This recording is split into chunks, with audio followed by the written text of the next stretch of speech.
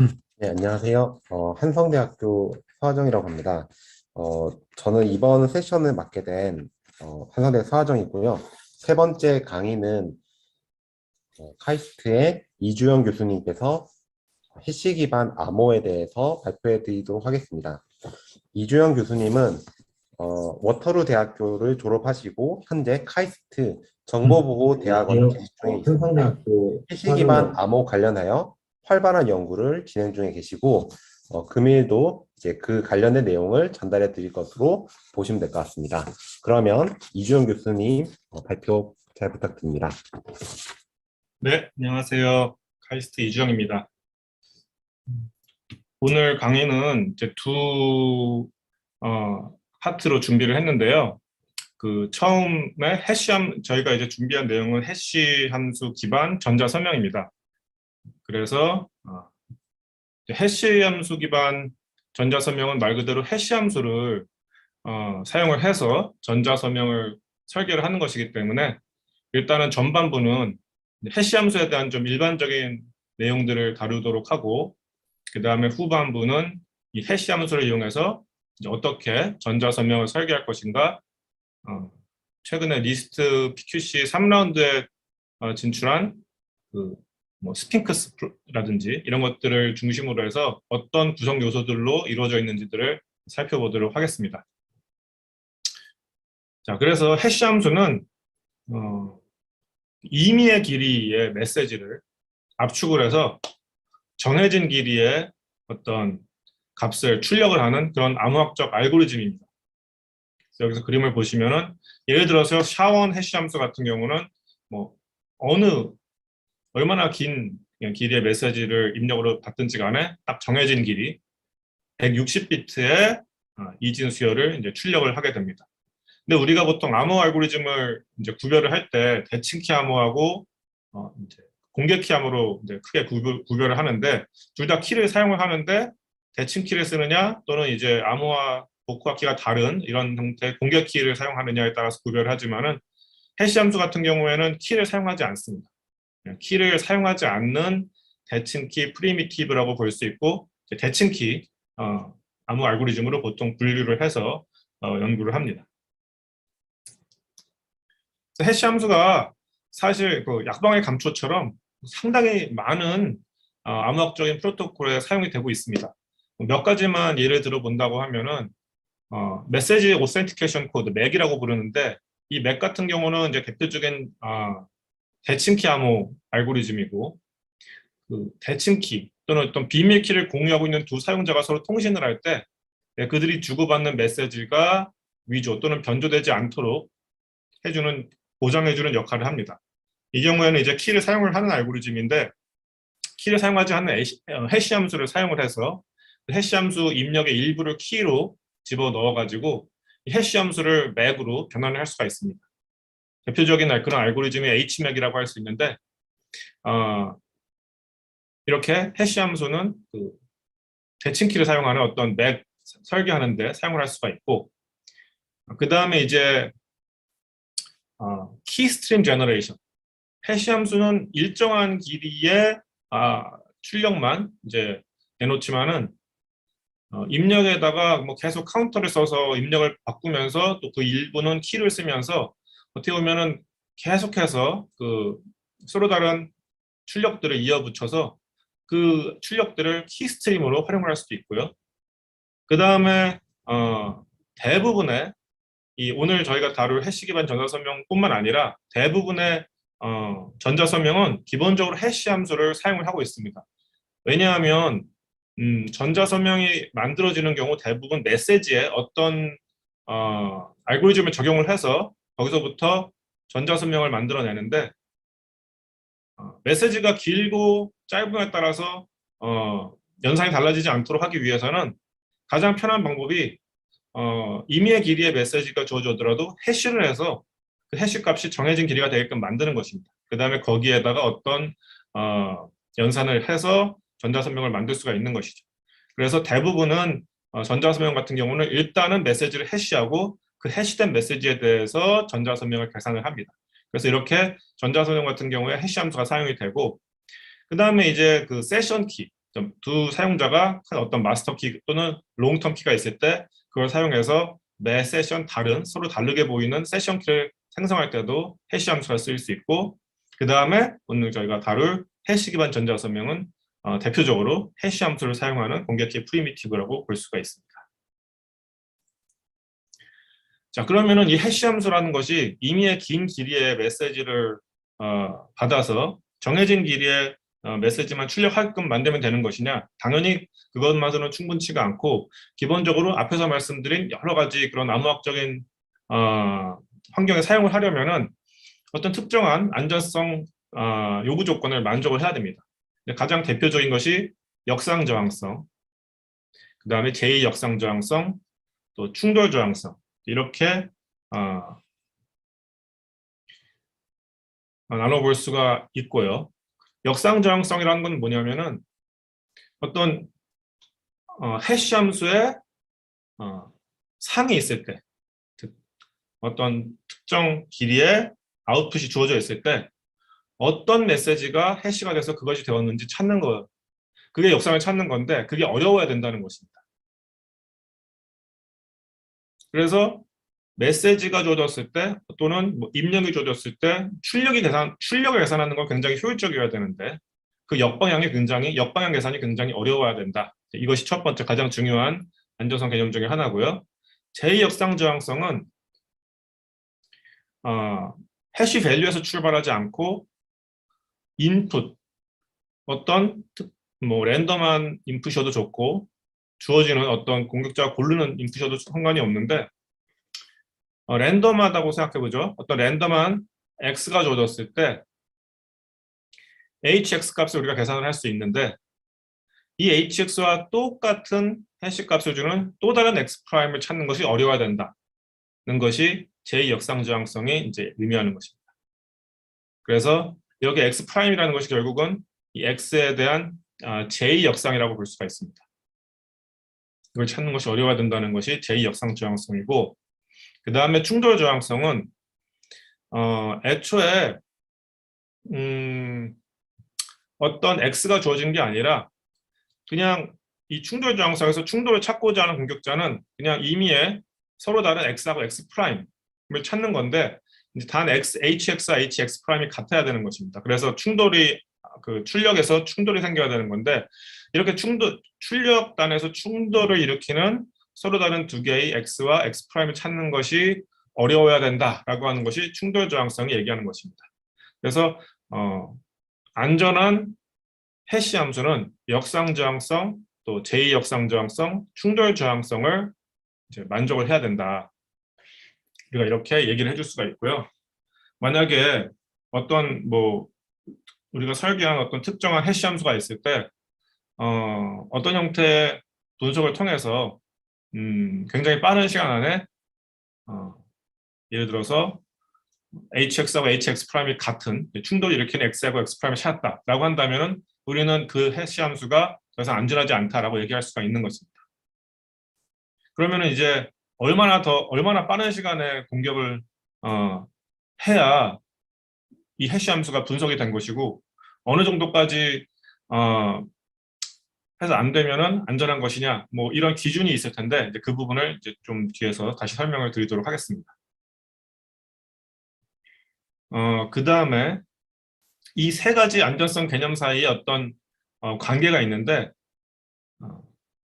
어떤 해시 함수가 충돌 저항성을 만족을 하면은 제2 역상 저항성도 만족을 하게 됩니다.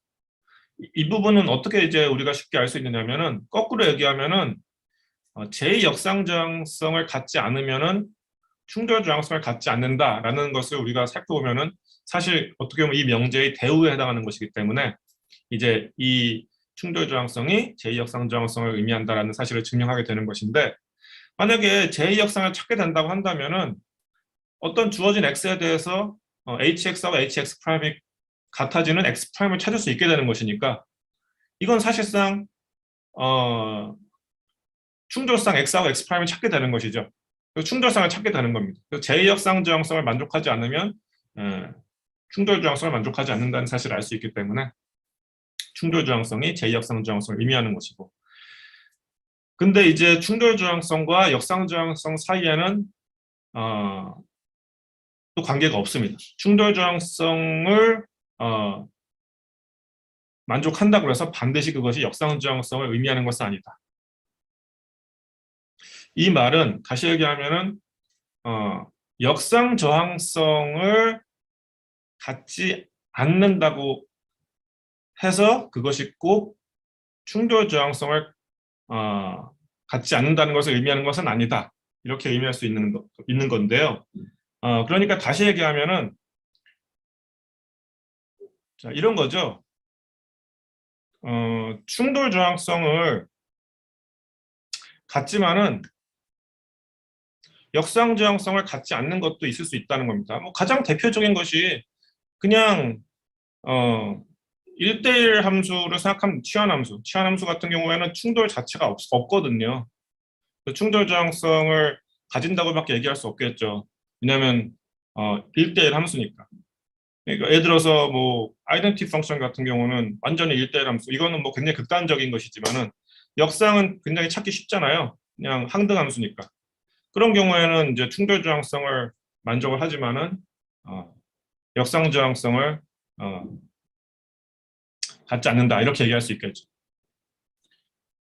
그래서 충돌 저항성이 역상 저항성을 의미하는 것은 아니다. 자, 앞에서 그러면은 이제 어렵다라고 했는데 뭔가 충돌성을 찾기도 어려워야 되고 또 역상을 찾기도 어려워야 된다고 했는데 얼마나 어려워야지 안전하다고 우리가 얘기할 수 있겠느냐라고 했을 때 우리가 해시 함수의 어떤 이상적인 형태를 랜덤 오라클로 많이 모델링을 합니다. 그래서 우리가 실제로 해시 함수는 구체적인 알고리즘이지만은 이 해시 함수를 써서 어떤 암호학적인 프로토콜을 만들고 그 암호학적인 프로토콜의 안전성을 증명하고자 할 때는 그 내부에 사용되는 해시 함수를 랜덤 오라클로 모델링하고 전체 암호 프로토콜의 안전성을 이제 증명하는 경우가 많다는 거죠. 그러면은 그 랜덤 오라클이란 건 그럼 도대체 뭐냐? 해시 함수를 구체적인 알고리즘이 아니라 하나의 블랙박스로 바라보는 겁니다. 그래서 이 어떤 블랙박스 안에 랜덤 함수가 들어있고 우리가 이 해시 함수를 계산하는 방법은 이 안에다가 어떤 쿼리를 던지는 것밖에 없다고 가정하는 것이 바로 랜덤 오라클 모델이고 일종의 해시 함수를 블랙박스처럼 생각하는 겁니다. 다시 얘기해서 이 해시 함수의 내부 구조를 우리가 모른다고 생각하는 거고요. 이 그림에서 보듯이 공격자가 할 수 있는 일은 해시 함수를 계산하고자 하기 위해서 공격자가 할 수 있는 일은 뭔가 x를 던지는 거죠. 그러면은 여기서 y가 튀어나오는 겁니다. y가 어떤 식으로 계산이 돼서 튀어나오느냐 하면은 예를 들어서 이 해시 함수가 n비트 출력을 내놓는 해시 함수라고 한다면은 이 y는 그냥 n비트에서 랜덤하게 선택이 돼서 공격자한테 주어지는 겁니다. 만약에 다시 공격자가 x라는 똑같은 질의를 이 블랙박스에 하게 되면은 이 블랙박스는 자신이 예전에 응답했던 쿼리들을 다 기록을 해놓고 예전에도 x에 대해서 y가 샘플링이 돼서 출력이 됐다고 한다면 같은 y를 공격자한테 주는 것이고 만약에 질의가 새로운 x 프라임이었다 그러면은 y 프라임이 완전히 랜덤하고 인디펜던트하게 n비트 비트 스트링의 집합에서 선택이 돼가지고 공격자한테 주어지게 되는 겁니다. 그래서 어떻게 보면은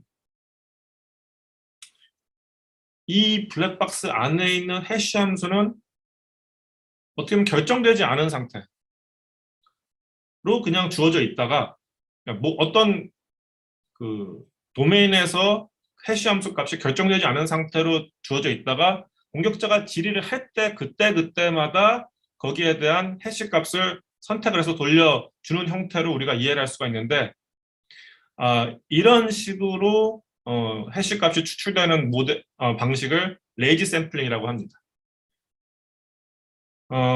진짜로 해시 함수가 랜덤하게 모든 도메인, 어떤 정해진 도메인에서 MBT로 가는 모든 함수 중에 하나가 랜덤하게 선택이 돼서 맨 처음에 블랙박스 안에 들어가고, 그리고 그 해시 함수, 정해져 있는 그 함수에 대해서 X가 이제 질이 때마다 그 HX가 돌려지는 형태로 우리가 이해할 수 있는데, 레이지 샘플링으로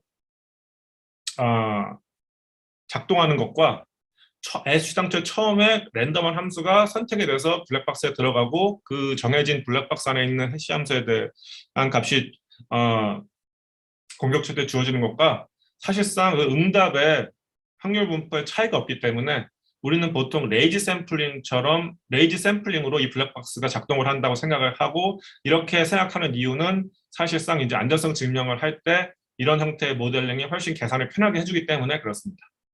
그래서 이런 것들이 그래서 이제 해시 함수는 이제 이런 랜덤 오라클로 모델링이 돼가지고 이 안전성 증명에 많이 사용이 되고요. 그리고 이 랜덤 오라클이 어떻게 보면은 우리가 실제로 구체적으로 설계하는 해시 함수가 바라보는 가장 이상적인 형태의 해시 함수라고 이해를 해도 좋습니다. 다시 얘기해서 이 랜덤 오라클 모델에서 우리가 어떤 그럼 그 다음에 이제 랜덤 오라클에서 그럼 공격자의 계산량을 어떻게 우리가 평가를 하느냐면, 얼마나 많이 이 블랙박스에 질의를 했느냐, 이 질의 횟수로 공격자의 어떤 공격량을 우리가 가늠을 할 수도 있고 이제 그것으로 평가를 하게 되는 겁니다. 그래서 이제 해시 함수가 바라보는 가장 이상적인 형태는 랜덤 오라클이라고 그랬고, 그러면 이제 랜덤 오라클이 우리한테 주어져 있을 때 얼마나 많은 공격량, 얼마나 많은 수의 질의로 뭐 역상을 찾는지 또는 충돌성을 찾는지를 우리가 이제 생각을 해볼 수가 있을 겁니다.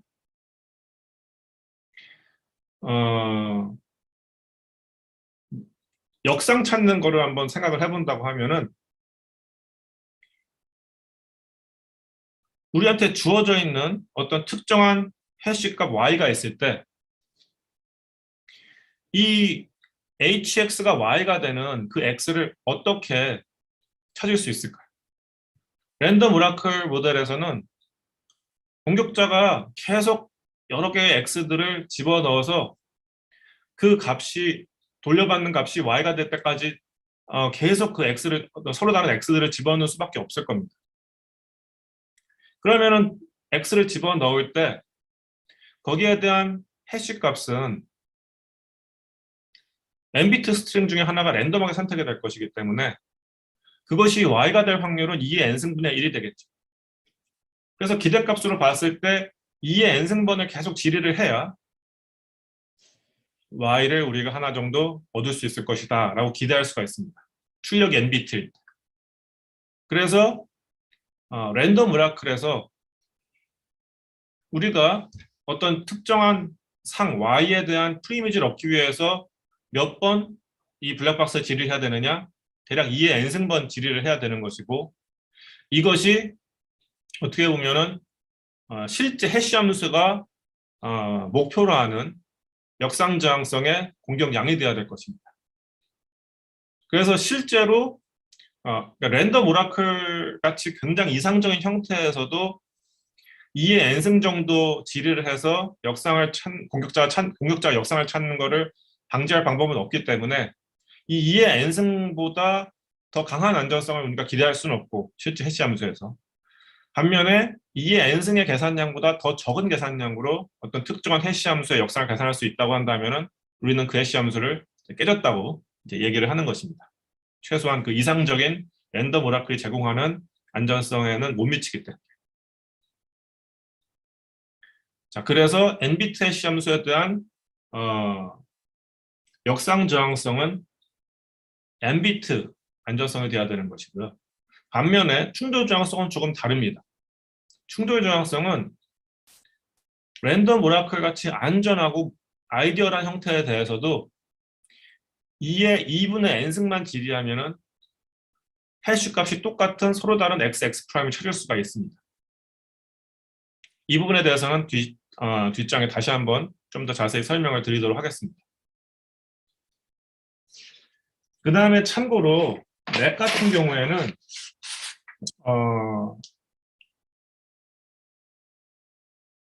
맥은 이제 키를 사용을 하기 때문에 여기 안정성 패러미터가 이제 두 가지로 이제 구별이 되는데 맥 같은 경우에는 이제 대칭키를 사용하기 때문에 K비트 대칭키를 쓰고 그다음 맥의 크기가 N비트라고 했을 때는 공격 양이 아무리 안전한 맥이라고 하더라도 2의 n승 온라인 공격으로 2의 n승 정도를 우리가 이제 예를 들어서 계속해서 어떤 이 위조가 이 경우는 이제 위조라는 게 목표인데 어떤 메시지에 대해서 태그를 붙여가지고 위조를 시도를 하면은 태그가 n비트라고 한다면은 2의 n승분의 1의 확률로 이제 그 위조 공격이 성공을 하겠죠.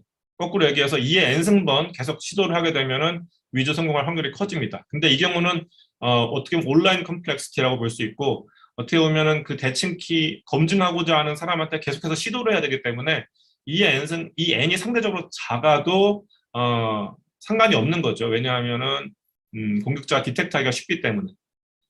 예를 들어서 우리가 패스워드 같은 경우가 2의 128비트의 어떤 엔트로피까지 가질 필요가 없는 이유가 패스워드 같은 경우에는 엔트로피가 작아도 계속해서 틀린 패스워드로 시도를 하면은 이제 상대방 서버에서 디텍트를 할 수 있기 때문에 굳이 128비트 엔트로피를 갖는 패스워드를 사용할 필요가 없죠. 그래서 맥 같은 경우에도 그 맥의 길이 자체는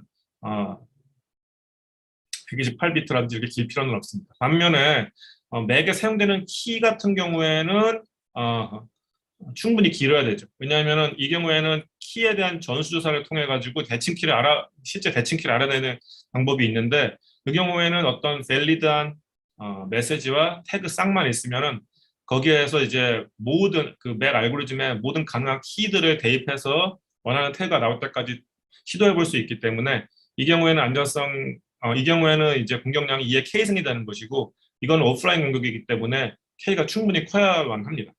디텍트가 안 되기 때문에.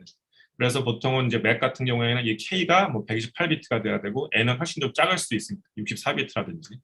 이 부분은 이제 오늘 다루고자 하는 내용과는 좀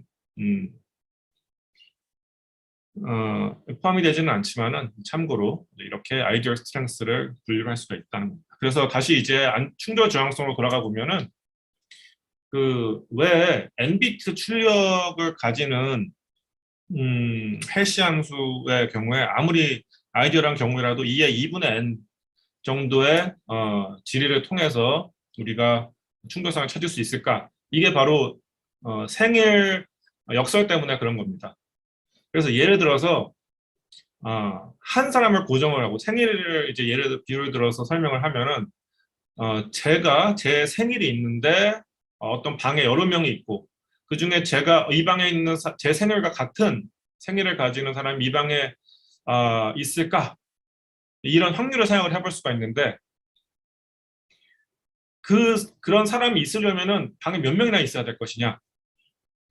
특정한 사람이 저와 같은 생일을 가질 확률은 365분의 1이라고 볼 수 있습니다. 생일이 랜덤하게 분포되어 있다고 한다면. 그러면은 기대값으로 따져봤을 때 대략 365명의 사람이 한 방에 있어야 그 중에 저하고 같은 생일을 갖는 사람을 하나 찾을 수 있겠죠. 상당히 많은 수의 사람이 필요하고요. 어느 정도 직관적으로 그럴만해 보입니다. 그런데 저가 어떻게 보면 저라고 하는 어떤 특정한 사람을 고정하지 않고 그냥 이 어떤 한 방에 있는 사람 중에서 두 사람이 같은 생일을 가지는 두 사람을 찾고 싶은 경우로 생각을 해보겠습니다. 한 방에서 같은 생일을 갖는 두 사람을 찾고 싶은 거죠. 그 생일이 어떤 생일인지 정해지지는 않고요. 그랬을 때는 몇 명 정도가 그 방 안에 모여 있어야 그런 같은 생일을 갖는 두 사람을 찾을 확률이 커질까요? 이 경우에는 365명보다 훨씬 더 작아지고 확률을 50% 이상이라고 우리가 정했을 때는 23명이면 된다는 겁니다. 그러면 그건 왜 그런가 하면은 조금 더 일반적으로 보면은 여기 large n이 이제 방 안에 있는 사람의 수를 small m이라고 놓고 그 small m한테 1에서부터 라지 n 사이에 있는 수 하나하나를 랜덤하게 배정을 했다고 생각을 하는 거죠. 자, 그러면은 위에서 본 예에서는 라지 n이 365가 되는 거고요. 1에서 365, 1년 365일 중에 하루가 배정이 되는 것이고 그 배정되는 사람이 23명이 있다는 겁니다. 자, 여기서 이 P라고 하는 것은 충돌이 나는 그러니까 같은 생일을 가지는 사람이 나올 확률을 이제 계산을 해보고자 하는 건데 그것은 어떤 식으로 우리가 계산할 수 있냐면 그 여사건 1에서 이 값을 빼는 건데 n명 중에 모든 n명의 모든 사람들이 다 이제 생일이 다 다를 확률을 1에서 빼주면은 그럼 결국은 그게 뭐가 되냐면 n명 중에서 생일이 같은 생일을 가지는 사람이 한 쌍이라도 나올 확률이 되겠죠. 그러면 처음에 첫 번째 사람은 그냥 그 사람의 생일이 있을 것이고 이제 방 안에 n명의 사람이 있을 때 1에서 n까지 번호를 붙이고 1번 사람은 그대로 냅두고 그 사람의 생일이 있겠죠. 두 번째 사람이 있는데 그 사람한테 1에서 라지 n 사이 어떤 수가 배정이 되는데 첫 번째 사람과 같은 수가 배정이 되지 않을 확률은 1 빼기 n분의 1입니다. 이 n분의 1이라는 게 이제 그 첫 번째 사람과 같은 그 숫자가 배정이 될 확률인데 그걸 1에서 빼는 거니까 이렇게 1 빼기 n분의 1은 첫 번째 사람과 두 번째 사람이 서로 다른 생일을 가질 확률이고요. 그 다음에 그 조건부로 세 번째 사람이 앞에 있는 두 사람의 생일과 다른 생일을 배정받을 확률이 1 빼기 n분의 2입니다. 왜냐하면 n분의 2가 앞에 있는 첫 번째 또는 두 번째 사람과 같은 생일을 배정받을 확률이 되는 거고 그걸 1에서 빼면은 이제 결국은 이 두 수를 곱하면은 세 사람이 다 서로 다른 생일을 가질 확률이고요. 그 다음에 네 사람이 다 서로 다른 생일을 가질 확률이고요. 그런 식으로 해서 n명이 다 서로 다른 생일을 가질 확률을 1에서 빼면 그게 바로 충돌상의 생길 확률이고요. 여기서 이 앞에 있는 이 곱셈들이 굉장히 복잡한데 1 더하기 x는 제가 이제 필기를 하지 못해서 말로 말씀드리면 1 더하기 x는 2의 x승과 거의 비슷합니다. x가 0 근처일 때. 그래서 1 빼기 n분의 1을 2의 마이너스 n분의 1승이라고 놓고 1 빼기 n분의 2를 2의 마이너스 n분의 2승이라고 놓고 해서 모두 곱해버리면 왜 이렇게 근사를 하느냐면 이렇게 해버리면은 2의 몇 승 곱하기 2의 몇 승 하면 이 지수 사이에 있는 애들을 다 더해주면 되니까 그래서 여기에 이렇게 계산이 된 부분이 뭐냐면은 2의 마이너스 n분의 1 더하기 n분의 2 더하기 n분의 3 쭉 해서 n분의 n-1까지 더하면 대략 이 우변의 식이 나오는 것이고요. 이 m제곱과 2n을 비교했을 때 이 m제곱이 굉장히 작아서 라지 n보다 굉장히 작아지면 2의 0승에 가까워지니까 1 빼기 2의 0승은 거의 0에 가깝죠. 1 빼기 1은 0인데 이 m제곱이 2의 n에 가까워지면은 1과 2 빼기 마이너스 2n분의 m제곱의 차이가 무시할 수 없을 정도로 커지게 됩니다.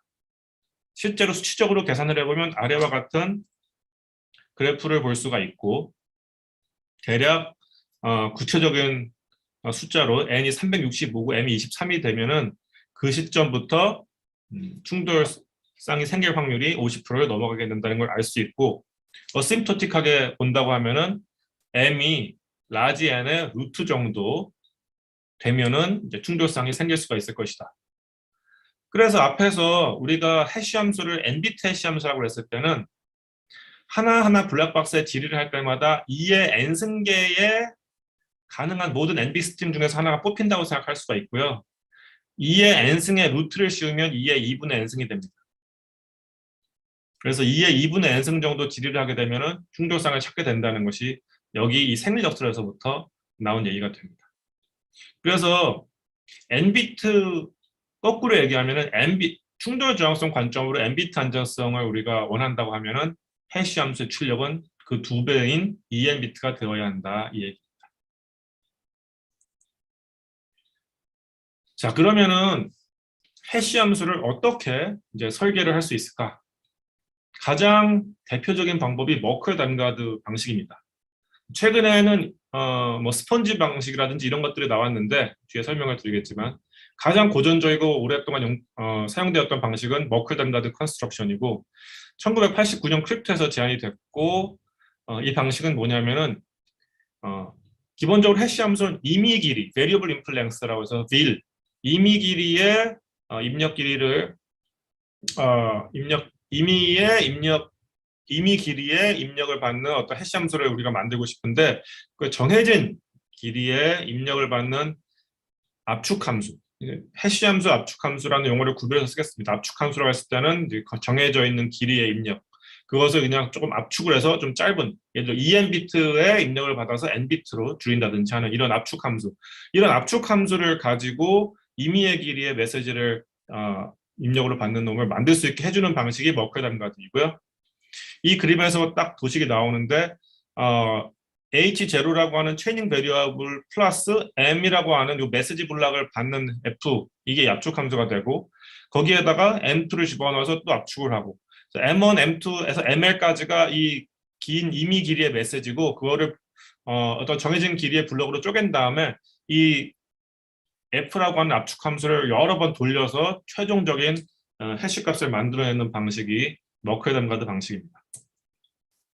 조금 더 구체적으로 살펴보면은 그 임의의 길이라고 했기 때문에 그게 반드시 정해져 있는 블럭으로 쪼개지지가 않고 맨 마지막 블럭은 완전하지 않을 수가 있거든요. 예를 들어서 앞에서 이 M1이 뭐 C비트라고 했을 때 이 ML이라는 것은 C비트 꽉 채우지 않을 수도 있는 거죠. 그래서 보통 이런 경우에 우리가 뒤에 뭐 0과 1을 조금 더 붙여서 전체 패딩된 메시지의 길이가 뭐 C비트의 배수가 되게끔 만드는데 이런 것들을 일종의 프리프로세싱이라고 볼 수도 있고 패딩 과정이라고 부릅니다. 머클담가드 같은 경우에는 어떤 식으로 패딩을 하느냐면은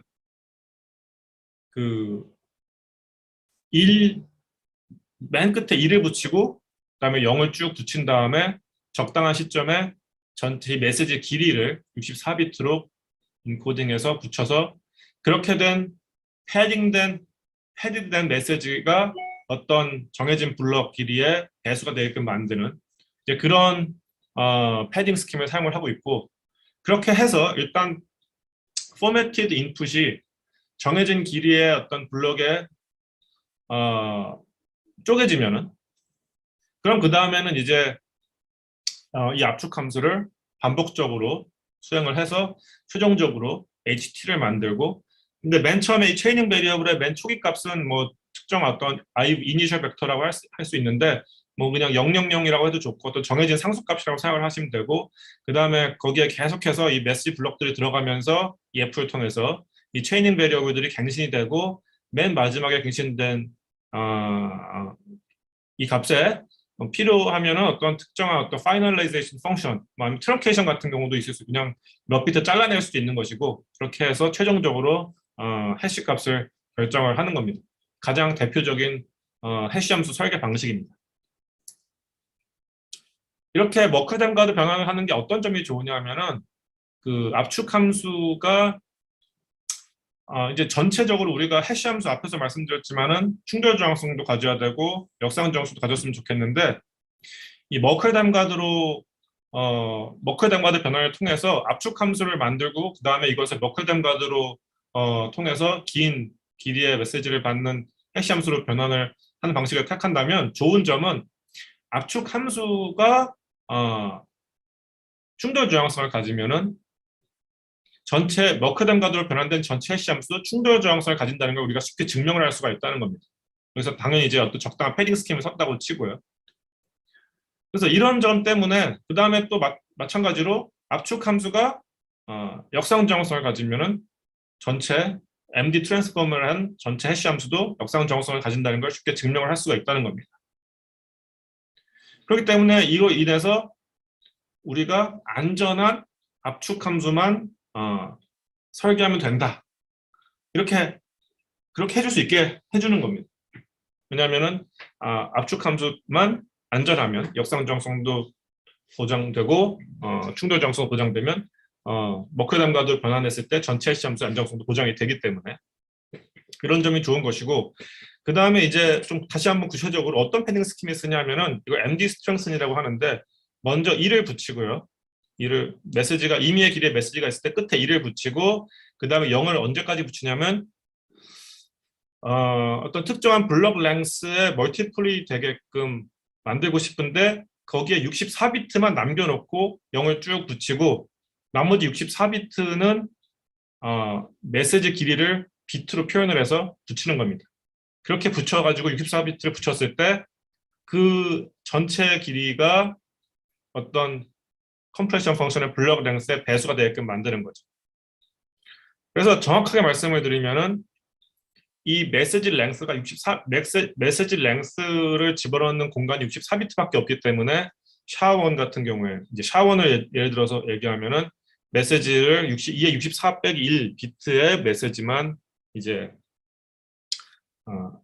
해시할 수 있다. 뭐 이렇게 볼 수 있는데 2의 64승 자체가 굉장히 길기 때문에 뭐 실제로는 임의의 길이라고 얘기를 해도 큰 무리는 없을 겁니다.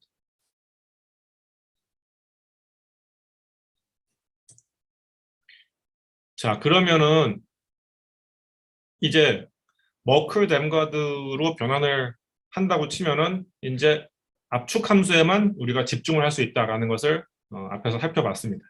그럼 압축 함수를 어떻게, 안전한 압축 함수를 어떻게 설계할 것인가 그랬을 때 뭐 두 가지 방식이 있는데, 첫 번째는 그냥 처음부터 뭐 샤라든지 뭐 다른 어떤 전용 해시 함수처럼 처음부터 그 압축 함수 설계하는 방법이 있고, 두 번째 방법은 처음부터 그냥 그러니까 완전히 백지 상태에서부터 새로운 알고리즘을 설계하는 게 아니라 기존에 잘 사용되어 왔던 블록 암호를 사용해서 또는 어떤 치환 함수를 사용을 해서 압축 함수를 설계하는 방식이 있습니다. 그리고 심지어는 dedicated construction 같은 경우에도 사실 그 구조를 다시 한번 살펴보면은 블록 암호처럼 생긴 구조를 먼저 만들고 거기에 블록 암호 기반의 어떤 압축 함수 형태로 설계하는 경우가 많기 때문에 기본적으로 블록 암호 기반 압축 함수 구조에 대해 살펴보는 게 실제로 그 압축 함수 설계할 때 많은 도움이 될 수가 있습니다. 그래서 실제로 블록 암호를 기반으로 해서 압축 함수 설계하면 어떤 점이 좋은가 그러면은 이런 경우에는 이제 안전성을 증명하는 게 가능해집니다.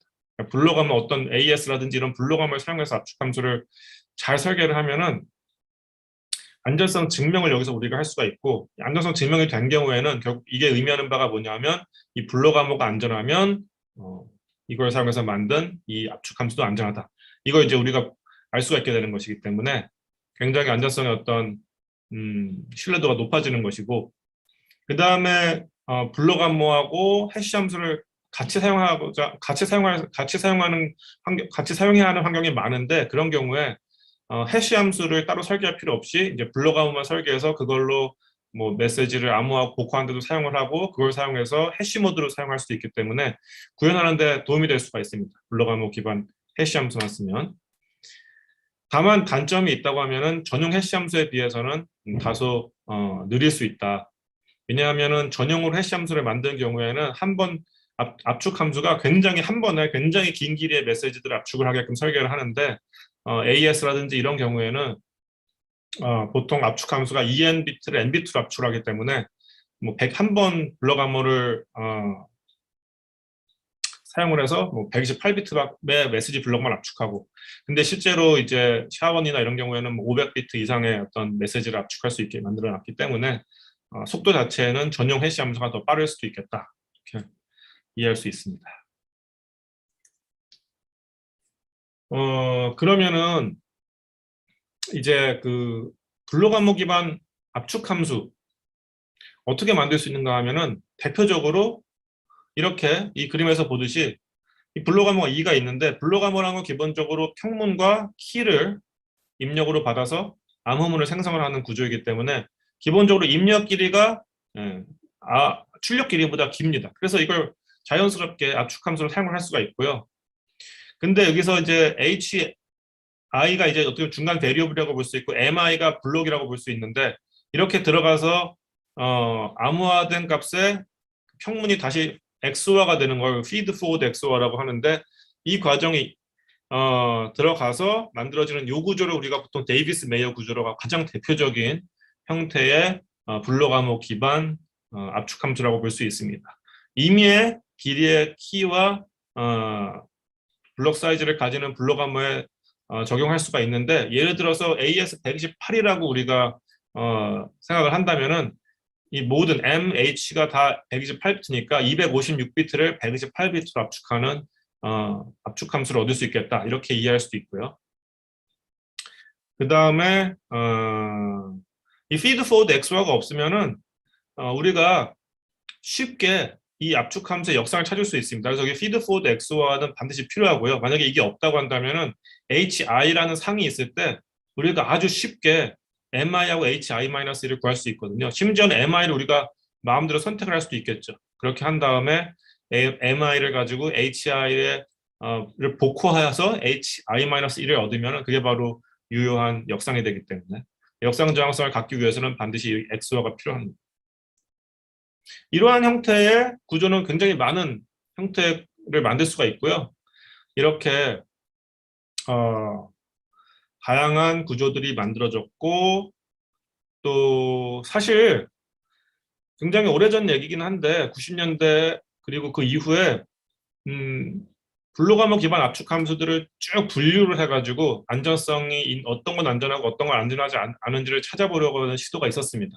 대표적인 것들이 이제 가장 간단한 형태의 싱글 블록 랭스 압축 함수. 싱글 블록 랭스라고 하는 것은 이 압축 함수의 출력 길이와 출력 길이가 블록 암호의 암호문 길이의 1하고 같기 때문에 싱글 블록 랭스라고 부릅니다. 그런 경우에 이제 그 HI-1과 MI를 가지고 HI를 만들 때 HI가 2의 A라는 키를 가지고 B를 암호한 다음에 C를 더한 형태로 만들고 A, B, C가 뭐 이런 네 가지 경우에 하나, 요 부위는 상수고요.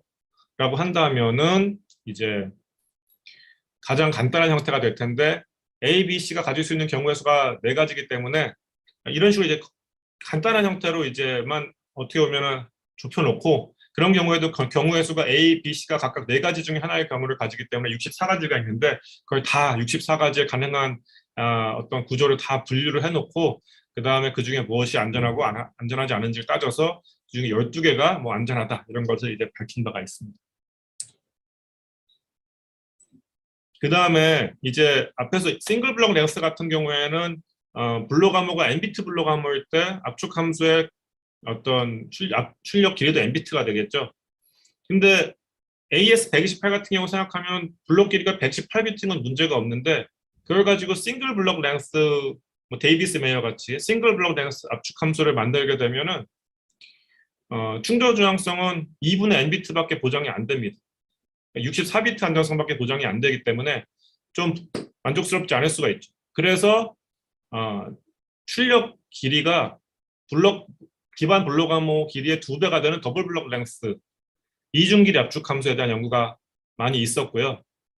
가장 대표적인 게 MDC2라고 그래가지고 이렇게 굉장히 오래된 구조입니다. 데스가 사용되던 시절에 만들어진 구조이고요.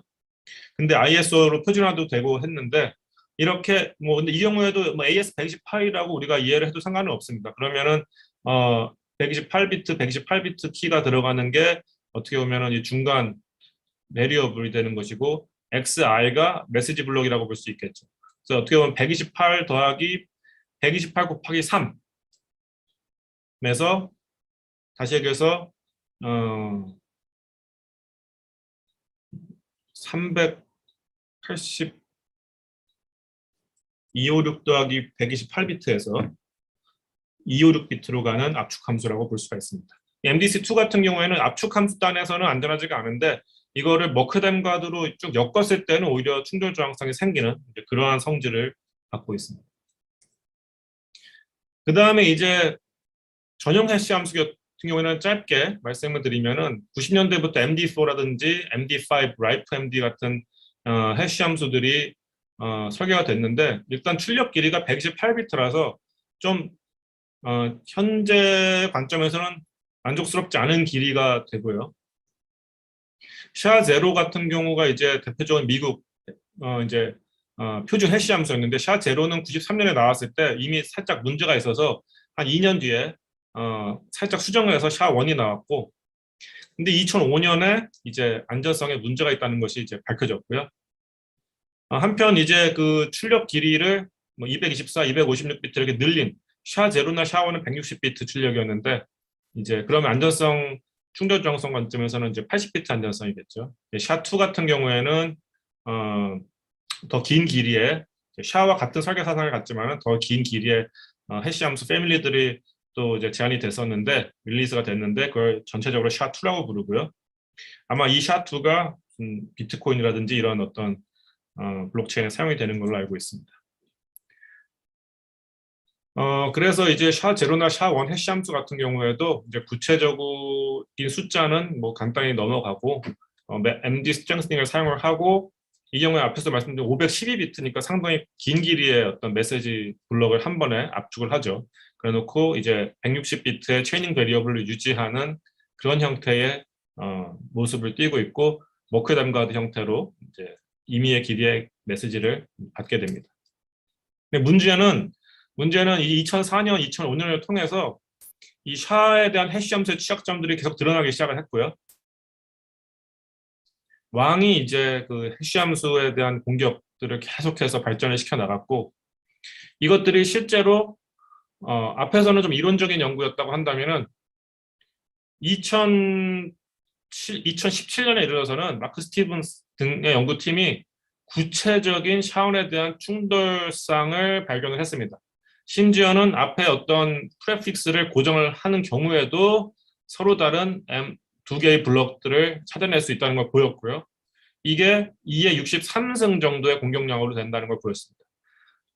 샤1이 160비트 안전성, 160비트 출력이기 때문에 이론상 80비트 안전성을 제공을 해야 되는데 2의 80승보다 훨씬 적은 2의 63승의 해시 컴퓨테이션으로 충돌상을 찾아냈기 때문에 사실상 더 이상 샤1은 안전하지 않다라는 것이 공인이 됐다.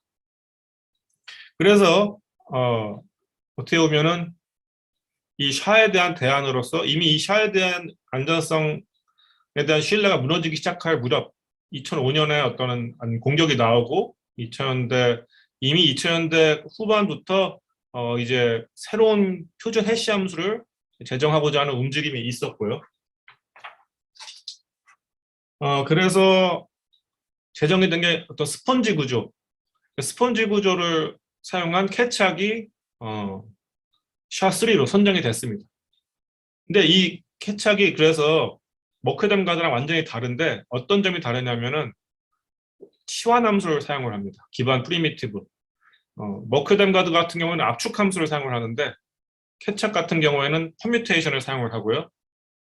그 다음에 이 그림에서 보듯이 일부 비트에 계속해서 베리어블 랭스 인풋이 엑스와 이제 당연히 이 경우도 패딩이 되고 메시지 블록들이 쪼개진 다음에 일부가 계속해서 fx화가 되면서 쭉 트레이닝 베리어블들이 업데이트 된 다음에 그것이 일정 모든 메시지가 다 이 부분이 어떻게 보면은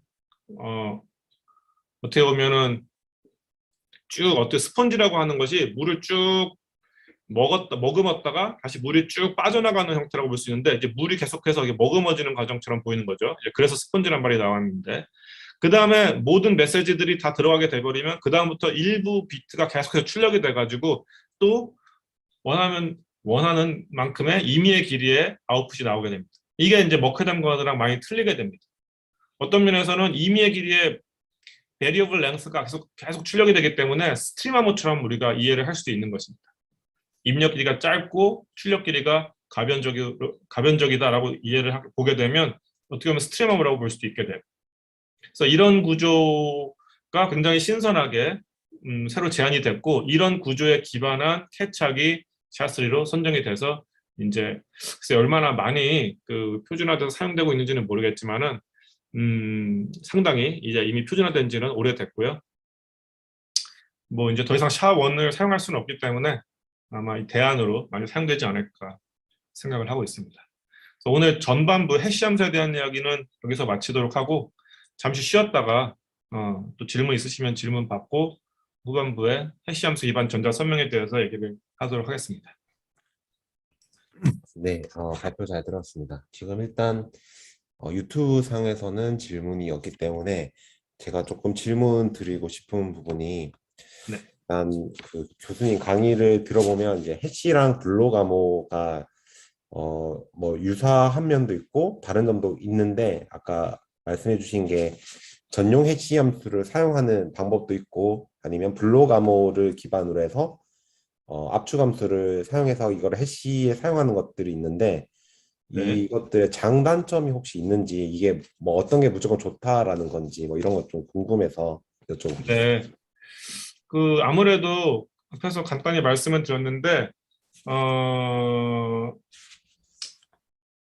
블로가모를 기반으로 해서 아까 데이비스 메이어 같은 형태로 해시 함수를 압축 함수를 만들고 그걸 다시 MD 트랜스폼으로 엮어서 쭉 긴 어떤 길이의 메시지를 갖는 해시 함수를 만든다고 하면은 이 해시 함수의 안전성이 이제 증명이 가능하다는 게 장점이고요.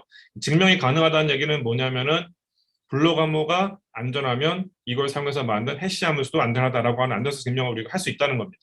그래서 예를 들어서 그 기반 블로가모 AES라고 한다면 AES는 우리가 뭐 충분히 안전하다고 인정할 수 있으니까 전체 해시 함수가 안전하다고 이해할 수 있는 부분이 이제 장점이 되겠고요.